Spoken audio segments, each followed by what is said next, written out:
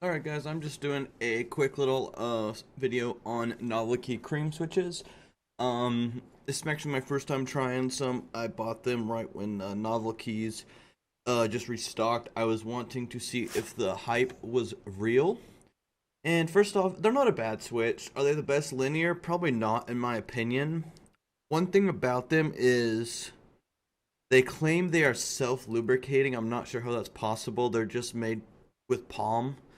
Um, but they do feel good stock, not lubed. I do highly suggest breaking them in before lubing them.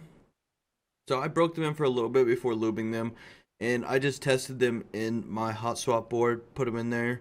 I bought 200 of them to try out, and if I didn't like them, I could sell them, but I'll probably keep them and use them for stuff. I put, so I lubed some. I lubed them with Krytox 205G0 and used Krytox 107 oil on the stems. I just put them in a jar, put a couple drops, and shake them around, and then just lightly lube the switch with Krytox 205G0. And so are they the best linear in the world? No. Are they worth buying? Yeah, they're pretty cheap. They're 65 cents a switch. That's not bad. They're a highly sought after switch. They sell out really quick, and I would say they are a good linear, probably top 5 linear out there.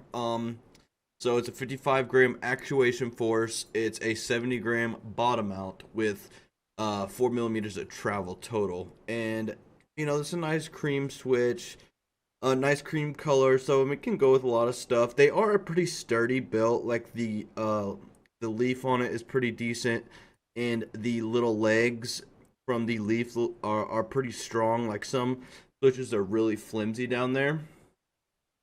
So yeah, I just kind of wanted to give you a little sound test of these switches in my Aquaria 60% board. It's a top mount board with a it's aluminum with a big brass weight in the bottom with a GMK pulse keycaps on it. So I'll just end it off with this sound test.